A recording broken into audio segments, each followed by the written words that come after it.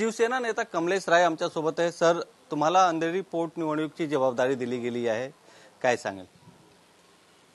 देखिए, अंधेरी विधानसभा में 254 पार्ट है, लगभग 2,70,000 वोट है और अंधेरी विधानसभा शिवसेना का गढ़ है। और उद्धव साहब और आदित्य साहब को मानने वाले यहाँ पे जो दूसरे प्रांत के लोग थे, चाहे उत्तर भारतीय हो गए, कैथलिक हो गए या मुस्लिम हो गए, जो पहले शिवसेना को कभी वोट नहीं देते, तो वो लोग, उन लोगों का भी झुकाव आज आदरणीय उद्धव साहब ठाकरे के साथ में है। तो आज जो परिस्थिति है बहुत अलग है।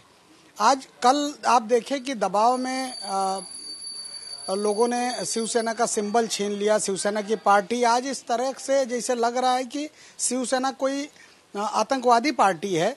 इस तरह का बिहेवियर शिवसेना के साथ हो रहा है, उद्धव साहब के पार्टी और उद्धव साहब के साथ हो रहा है। लेकिन जितना वो सता रहे हैं, ये महाराष्ट्र है, महाराष्ट्र की जनता हमेशा जागरूक रही है और महाराष्ट्र के लोग हमेशा बढ़ चढ़ के लड़ाई में भाग लिए हैं। महाराष्ट्र के लोगों को अगर ये समझ रहे हैं कि इस तरह से दबा के आज उद्धव साहब का जो अपमान हुआ है, ये अपमान उद्धव साहब का नहीं हुआ है, पूरे मराठी समाज और मुंबईकरों का हुआ है। और यही देख के लोग आज एकदम चिढ़े हुए हैं। अगर कोई भी सिंबल उद्धव साहब जो तय करके देंगे, वो लेके हम लोगों के बीच जाएंगे और कांग्रेस, एनसीपी, राष्ट्रवादी कांग्रेस पार्टी और शिवसेना के जो लोग हैं, वो सारे मिलके आप देखिएगा कम से कम 25 से 30 हजार की मार्जिन अंधेरी विधानसभा में इस बार हमारे कैंडिडेट ऋतुजा रमेश लटके जी का रहेगा। लेकिन जो चुनाव से पहले निर्णय आया है चुनाव आयोग का, इसका कितना असर अंधेरी विधानसभा में पड़ने वाला है और क्या बीजेपी को इसका फायदा हो सकता है? देखिए, कंफ्यूज करने के लिए इन्होंने करवाया है। इसका फायदा तो उनको नहीं होगा, उन्हें लग रहा है कि फायदा होगा, क्योंकि हमारे पास हर बूथ पे 10-10 कार्यकर्ताओं की टीम बन गई है। दूसरी पार्टी जो शिवसेना और एनसीपी है, उनके कार्यकर्ता भी शामिल हैं। हमें लोगों तक तुरंत जो हमें सिंबल मिलेगा, उसको एक एक घर तक, एक एक जन तक लोगों को पहुंचाने की जरूरत है। लोग वोट देने के लिए तैयार हैं।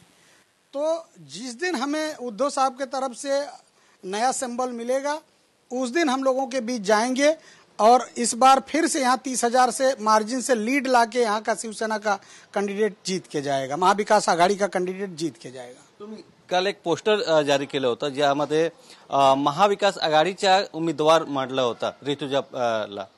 हाँ, महाविकास आघाड़ी के उम्मीदवार ही हैं।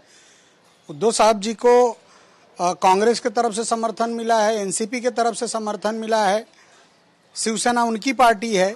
तो महाविकास आघाड़ी के तरफ से उन्होंने जिद करके जो अभी भी एक कुटुंब प्रमुख, महाराष्ट्र के कुटुंब प्रमुख बन के जो उन्होंने उत्तर भारतीय जब यहाँ पे कोरोना काल में गांव जा रहे थे, परेशान थे, तब उद्धव साहब जी ने ट्रेन दिया था 100 खर्चा से और उन्होंने पूरे ट्रेन भिजवाए थे। उत्तर प्रदेश, बिहार, झारखंड, मध्य प्रदेश, कर्नाटक, केरला, राजस्थान, ये सब चीज का प्रभाव है। उन्होंने जो काम किया कोरोना काल में लोगों को बचाने के लिए, एक परिवार का मुखिया बनके, उसका असर है। तो लोग भूल नहीं रहे। मुसलमान कम्युनिटी में पिछली बार ईद चल रही थी, रमजान चल रहा था, रमजान के महीने में जो उन्होंने बोल के महानगर पालिका और सारे अधिकारी लग के जमीन लेवल पे मदद करने का काम कर रहे थे, लोग भूले नहीं हैं।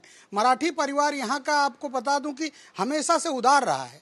हम लोग हमेशा कहते हैं कि मराठी हमारे बड़े भाई हैं और हम लोग उत्तर भारतीय और पर प्रांतीय छोटे भाई हैं, क्योंकि मुंबई शहर में आने के बाद आपको ये महसूस होता है कि मराठी परिवार हमेशा अपनापन लेके और अपना के लेके लोगों को चलते हैं। और वही देन है यहाँ का एक संस्कार। महाराष्ट्र जो लिखा है, राष्ट्रों का राष्ट्र महाराष्ट्र, ये खाली मुंबई और महाराष्ट्र में है।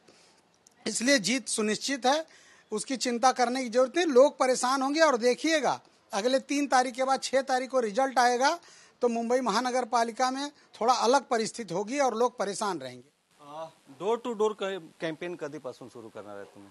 कल से हम लोग डोर टू डोर घूमना शुरू कर रहे हैं। घूमने का हम लोग का कार्यक्रम चालू है, लेकिन कल से थोड़ा एरिया वाइज अलग अलग लोगों को लेके, और अभी प्रमुख लोगों से हम लोग मिल रहे हैं सब जगह जाके। और सारे प्रमुख लोगों का जो रुझान है उद्धव साहब के लिए, आदित्य साहब के लिए, वो एक तरफा है।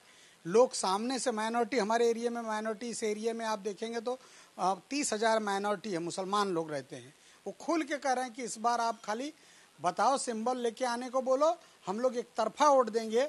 और उद्धव साहब को बोलो कि थोड़ा भी उदास नहीं होंगे। पूरे महाराष्ट्र की जनता, मुसलमान, हिंदू, मराठी, अमराठी, क्रिश्चियन, सब उनके साथ। पोटनिवडणुकीमध्ये तुमची मुद्दा काय होणार आहे? मुद्दा जो हमने किया है, हम लोग कभी जात पात के मुद्दे लेके चलते नहीं। हमारा मुद्दा वही है कि जो हिंदुत्व राष्ट्रत्व है, जिसमें हिंदू मुसलमान सिख ईसाई सबको लेके बाबा साहब अम्बेडकर द्वारा बनाए हुए संविधान के अंतर्गत नियम से काम करके जो जो लोगों को मदद करना है वो हम लोग करते रहेंगे। और उद्धव साहब ने 2.5 साल में दिखा दिया है, वो सारी चीज़ें दिखाए हैं। चाहे किसान हो, चाहे दलित हो, चाहे माइनॉरिटी हो, चाहे कोई उच्च जात का हो, चाहे वो साउथ इंडियन हो, क्रिश्चियन हो, सरदार हो, सबकी मदद उन्होंने किया। कभी उन्होंने पूछा नहीं तुम किस जात के हो, किस बिरादरी के हो। तो यही लोग चाहते हैं। आज की युवा पीढ़ी जो पढ़ी लिखी है वो भी यही चाहती है। वो नहीं चाहती है रोजगार नहीं मिले हमें, महंगाई बढ़ते जा रही है। ये सब मुद्दे हम लोग लेके जाएंगे पब्लिक के बीच में। जो बोले थे कि 400 रुपया सिलेंडर हो जाएगा, आज 1200 हो गया। 30 रुपया पेट्रोल डीजल हो जाएगा, वो 100 के पार हो गया।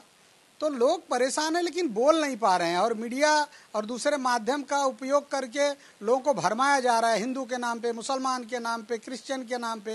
ये ज़्यादा दिन नहीं चलेगा। लोगों को रोजगार चाहिए, हमारे नौजवान बच्चों को आज काम चाहिए। उनके उद्धव साहब का हिंदू तो बोले ना, एक हाथ में काम एक हाथ में राम, दिल में राम हाथ में काम, वही हमें चाहिए। दिल में राम रहे, हाथ में काम रहे।